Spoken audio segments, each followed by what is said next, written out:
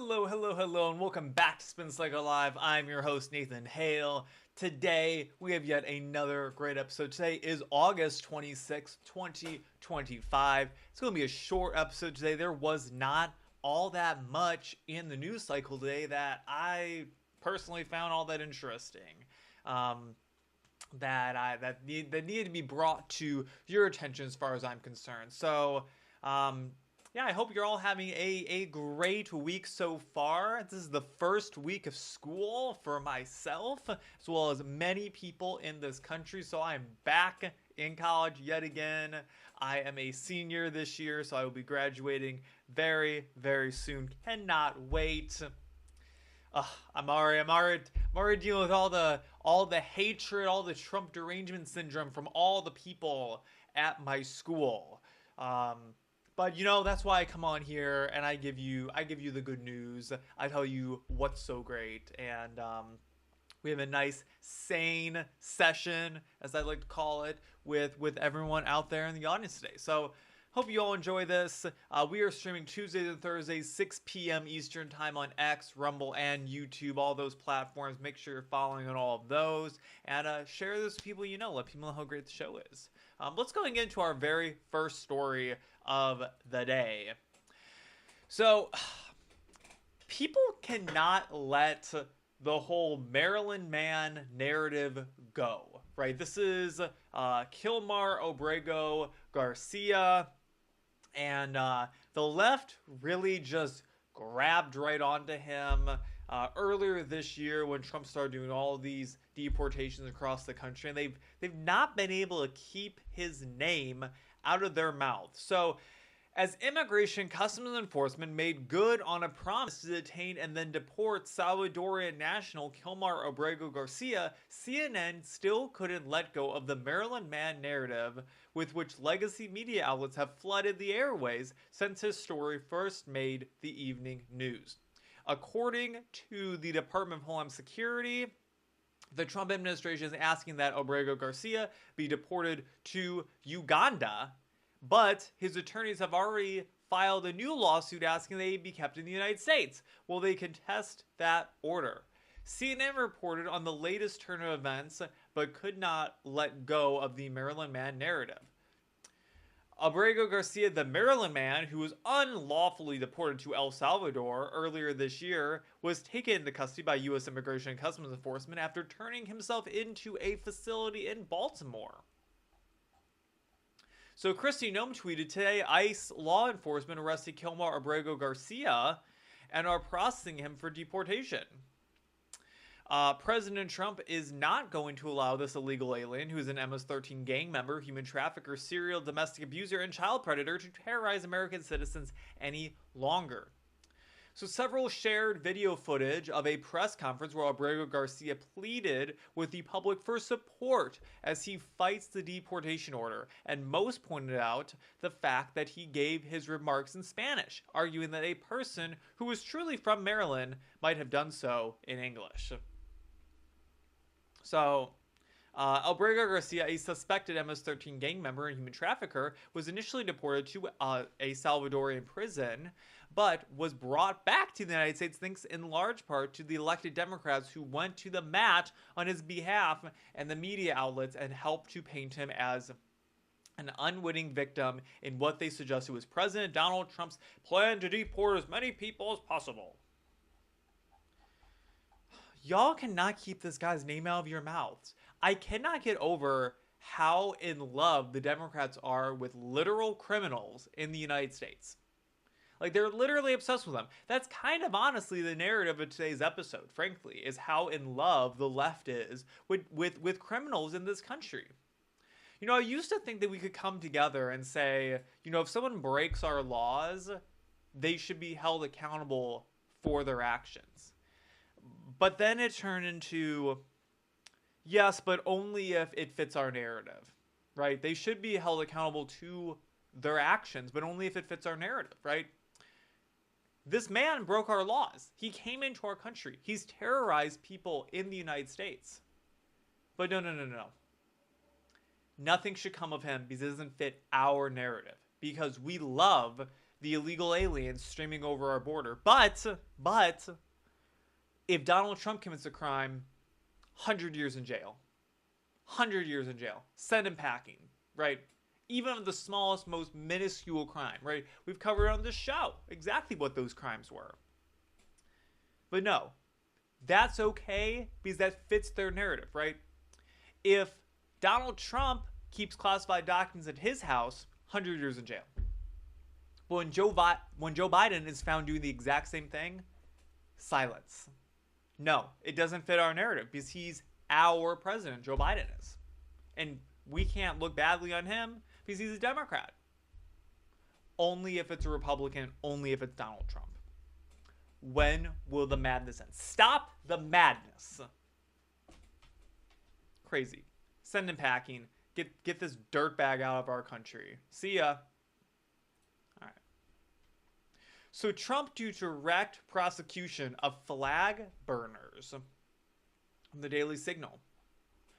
So the president, Donald Trump, is expected to sign, and he did, an executive order on Monday morning directing the prosecution of those who burn the American flag. This comes amid an increase in protests in which rioters desecrated the American flag. Anti-Israeli protesters lowered 3 American flags outside Union Station last summer and burned them alongside an effigy of Israeli Prime Minister Benjamin Netanyahu. Protesters against immigration enforcement in California torched American flags and waved Mexican ones. Pro-Palestinian protesters on college campuses like Columbia University have also burned the flag. The new order will mandate that suspects who desecrate the flag will be prosecuted, Fox Digital Media first reported. Trump had previously said anyone who burns the flag should go to jail for 1 year just automatically. So the executive order directs Attorney General Pam Bondi to pursue litigation that would clarify the scope of the First Amendment as it relates to flag desecration. It also directs her to refer flag desecration cases that violate state and local laws to appropriate local authorities. So on June 21st, 1989, the Supreme Court narrowly upheld the rights of protesters to burn the American flag, saying the flag is a protected expression under the First Amendment. Now, I believe that Supreme Court case was a 5-4 ruling, so it was very narrowly decided. I could be wrong on that, but it's if my memory of history class serves me right, I believe it was a 5-4 ruling. So, I'm a big lover of the American flag. I have a big one right in front of me. You can't see it, but it's literally I'm looking right at it. It's directly in front of me. Right next to it, I have the Declaration of Independence right over there. A big poster on my wall. Can't see them, but they're literally right behind you all, behind this camera. Now, I'm no fan of flag burners. I think that anyone who would burn the American flag I think it's a frankly disgusting thing for anyone to do. I think it's a complete travesty for you to go and burn a flag that so many men and women have worn on their shoulder to protect your rights to do so, right? We have service members who have died for that flag, right, with it on their body, to protect your right of free speech, to protect your right to go and do that, to protect your right as an American, and protect the United States as a whole, right? The American flag is not just a piece of fabric that represents the United States. It represents so much more. It represents our shared values as a country. It represents our freedom. It represents the Constitution and our order of law and the way that we do things in the Western world. It represents so much more. Just as when the terrorists struck the World Trade Center on September 11, 2001, they chose the Trade Center not just because it was a tall building in New York, but because it was a targeted attack to bring democracy to its knees. Right? That's why they chose the World Trade Center, because it's a beacon of Western values, of our shared ecosystem of trade amongst world organizations, right? That's why they chose that building over, say, any of the other ones in New York, because there's plenty of tall buildings in New York. Or at least that's one of the reasons, right? There's more meaning behind it. That being said, I don't see how this does the administration any good at all by prosecuting these crimes. Because here's the thing. Follow me on this narrative for a moment, okay? the left is constantly finding things that Trump is doing to use against him, to use as ammunition against the administration, just as talking points on CNN and MSNBC, and then it trickles down to all of the, all of the other little students out there who start talking badly about Trump. Now, a lot of those things that the left chooses to look badly upon, which we're going to talk about in a moment of the next story, we as conservatives really like that, right? We're happy that he's doing that. And it's one of those situations where the marginal gain of the good that is coming from either exposing the lies or for prosecuting criminals or for sending them back to El Salvador or Uganda for that matter, right? The marginal gain from that is so much higher than the marginal cost that the media is portraying against Republicans as a whole, as well as the Trump administration. However, I feel that the marginal cost for flag burning is almost higher than marginal gain of it, right? So we're saying we're going to go protest, we're going to go after people who burn the American flag. Why do people burn the American flag in the first place? It's to get attention. It's to get attention, right? Why do people protest like this, like in this picture right here? It's to get attention, right? That's all it is. It's attention. These are attention-seeking individuals right here, and that's simply it. And they're doing things like this to get pictures, to get in news publications like the Daily Signal, and get their radical messaging across. What's going to be done now, mark my words, is that the first person gets prosecuted for burning an American flag, CNN's not going to be able to keep their name out of their mouth for months, maybe even years, because that is what they did with Marburgo Garcia, right? We look at flag burning and say that should be a criminal action, right? That is wrong, right? You shouldn't be doing that.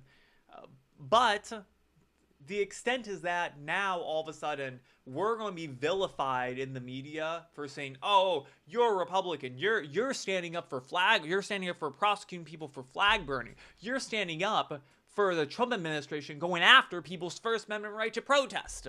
Right? That is going to be the perspective of CNN and MSNBC and all the other news organizations out there that are anti-Trump until something comes of it. And what do we really get out of it? Well, the protesters who are burning American flags get exactly what they wanted. More attention, right? They get more attention because now they're going to be made a national figure of saying, "Oh, you're being prosecuted for burning an American flag." They're going to get more attention on whatever cause it is that they were burning the flag for in the first place. And what does it get to us as Americans? Really nothing, right? Someone ends up in our already overly populated prison system for a year because they burned a flag. I don't really see how that's a net positive to the country, right? What I see as a net negative, though, is the amount of bad press that's going to be coming out against Republicans and of the Trump administration as a whole, because now they're going after people expressing their First Amendment right. See how Donald Trump isn't standing up for the Constitution? See how Donald Trump wants to obliterate the Constitution? See how Donald Trump is nothing more than a dictator? Right? You see the thought progression go, right? I've spent enough time with liberal media to understand how their brains work. They're really screwy like that. So, I don't know, man. I think that this isn't a good thing necessarily for the administration. Like I said, I don't have an issue with going after people who are flag burners, right? In a perfect world, I don't really have an issue with it. I think the end goal of the Trump administration is likely this is going to make its way back to the Supreme Court, and he's hoping that he has the numbers now to flip it over so that in fact flag burning is not protected by free speech anymore. I don't know. But from right now, currently, right, you can burn an American flag legally in the United States. You might not like it, but it can be done. Now, I've heard people talk about, exactly how they're going to be prosecuting people, how, not the flag burning is the actual crime. It's burning it in a public place like this that becomes a safety hazard.